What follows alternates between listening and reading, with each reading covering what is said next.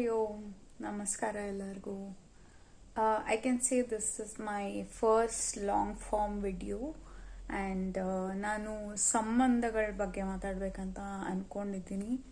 ನಾನು ಮಾತಾಡೋ ಸಾಕಷ್ಟು ವಿಷಯಗಳಿಗೆ ನೀವು ರಿಲೇಟ್ ಮಾಡ್ಕೋತೀರಾ ಅನ್ನೋ ನಂಬಿಕೆ ನನಗಿದೆ. ಆ್ಯಂಡ್ ಏನು ಸರಿ ಅನಿಸುತ್ತೆ, ಏನು ತಪ್ಪು ಅನಿಸುತ್ತೆ, you can comment. Okay, so first of all, ನಮ್ಮ ಲೈಫಲ್ಲಿ ಜನರು ಬರ್ತಾರೆ ಹೋಗ್ತಾರೆ, ಕೆಲವು ಜನ ಯಾವಾಗೂ ಇರ್ತಾರೆ.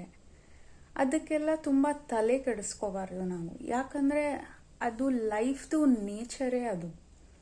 ಆಮೇಲೆ ಯಾರು ನಮ್ಮ ಲೈಫಲ್ಲಿ ಬರಬೇಕು, ಯಾವಾಗ ಬರಬೇಕು, ಯಾಕೆ ಬರಬೇಕು, ಇದೆಲ್ಲವೂ ಮೊದಲೇ ಡಿಸೈಡ್ ಆಗಿರುತ್ತೆ.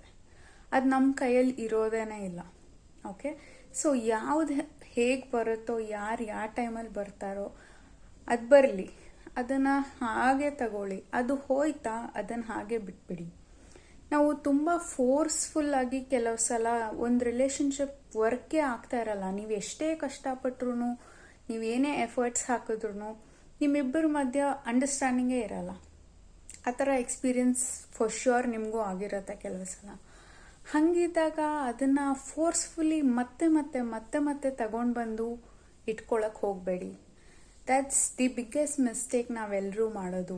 ನಮಗೆ ಪ್ರೀತಿ, ಫ್ರೆಂಡ್ಶಿಪ್ ಅಥವಾ ಏನೋ ಒಂದಾಗಿರ್ಬೋದು, ಅದರಲ್ಲಿ ಏನೋ ಒಂದು ಖುಷಿ ಸಿಗತ್ತೆ ಅಂತ ನಮ್ಗೆ ಅನಿಸ್ತಾ ಇರುತ್ತೆ. ಬಟ್ ಅಟ್ ಸಮ್ ಪಾಯಿಂಟ್ ಅದು ಒಂದು ಟ್ರಾಮಾ ಬಾಂಡ್ ಥರ ಆಗಿರತ್ತಷ್ಟೇ. ಅದರಲ್ಲಿ ನಿಜವಾದ ಪ್ರೀತಿ ಅಥವಾ ಫ್ರೆಂಡ್ಶಿಪ್ ಅನ್ನೋದು ಇರೋದಿಲ್ಲ. ಇಟ್ಸ್ ಜಸ್ಟ್ ದಟ್ ನಾವು ಒಬ್ರಿಗೊಬ್ರು ಡಿಪೆಂಡೆಂಟ್ ಆಗಿಬಿಟ್ಟಿದ್ದೀವಿ ಎಮೋಷ್ನಲ್ ಆಗಿ.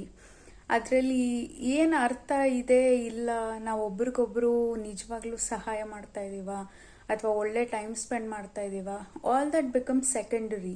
ನಮ್ಗೆ ಅವ್ರು ಬೇಕು ಅಂತ ಆಗ್ಬಿಡತ್ತೆ. ದಯವಿಟ್ಟು ಯಾವುದಾದ್ರೂ ಒಬ್ಬ ವ್ಯಕ್ತಿ ಬಂದು ಹೋದಾಗ ಅವ್ರನ್ನ ಹೋಗ್ಲಿಕ್ಕೆ ಬಿಟ್ಬಿಡಿ. ಅದನ್ನು ಆ ವರ್ಕ್ ಆಗದೆ ಇರೋ ರಿಲೇಷನ್ಶಿಪ್ನ ವರ್ಕ್ ಮಾಡೋಕ್ಕೆ ಹೋಗಿ ನಿಮ್ಮ ಜೀವನದಲ್ಲಿ ನೀವು ಫೋಕಸ್ಸೇ ಕಳ್ಕೊಂಬಿಡ್ತೀರ. Career ಹಾಳಾಗೋಗುತ್ತೆ, health ಹಾಳಾಗೋಗುತ್ತೆ.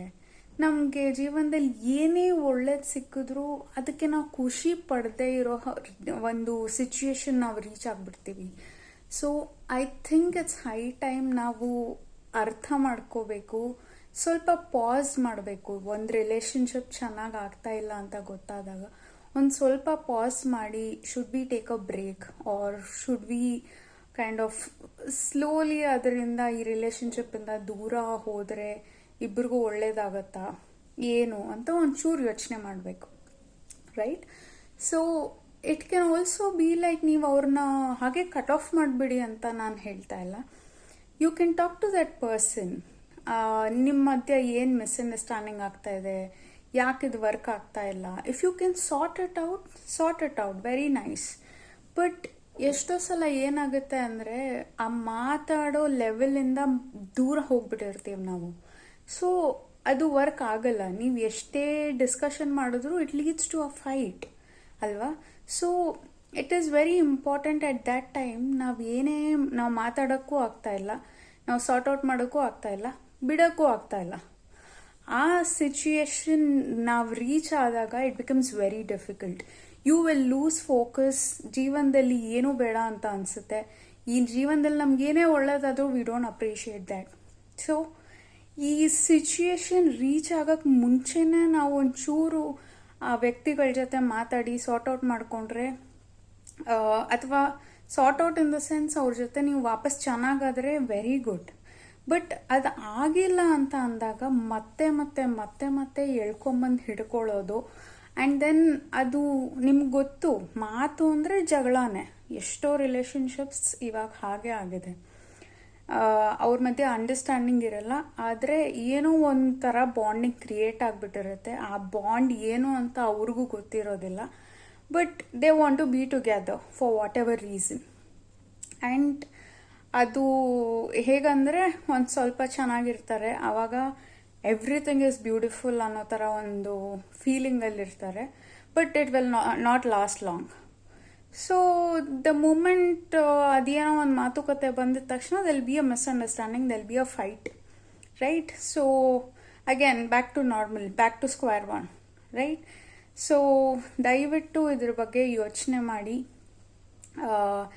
ರಿಲೇಷನ್ಶಿಪ್ಸು, ವ್ಯಕ್ತಿಗಳು ಬರ್ತಾರೆ ಹೋಗ್ತಾರೆ, ಕೆಲವು ಜನ ಯಾವಾಗಲೂ ಇರ್ತಾರೆ. ಆ ಯಾವಾಗಲೂ ಇರ್ತಾರಲ್ಲ, ಅವ್ರನ್ನ ನೀವು ಕಾಯ್ಕೋಬೇಕು, ಅವ್ರಿಗೆ ರೆಸ್ಪೆಕ್ಟ್ ಕೊಡಿ, ಅವ್ರಿಗೆ ವ್ಯಾಲ್ಯೂ ಕೊಡಿ.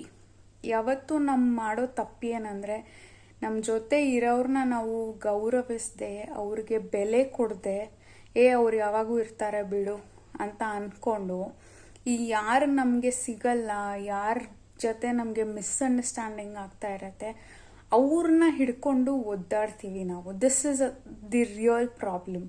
ಆ್ಯಂಡ್ ಮನುಷ್ಯನಿಗೆ ಹೆಂಗಂದರೆ, ಈಸಿಯಾಗಿ ಯಾವ್ದು ಸಿಕ್ಬಿಡುತ್ತೋ ಅದಕ್ಕೆ ನಾವು ಬೆಲೆ ಕೊಡಲ್ಲ. That's the main problem, right?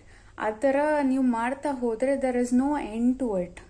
ಇವತ್ತೊಬ್ಬರ ಜೊತೆ ಇರ್ತೀರಾ, ಅವ್ರು ಫೆಮಿಲಿಯರ್ ಆಗಿಬಿಡ್ತಾರೆ, ನಿಮಗೆ ಗೊತ್ತು ಅವ್ರು ನನ್ನ ಜೊತೆ ಇರ್ತಾರೆ ಅಂತ. And you don't value them anymore, you don't respect them anymore. So you go to the next person. It's a loop, ಅದು ಎಂಡ್ಲೆಸ್ ಅದು ಅಲ್ವಾ?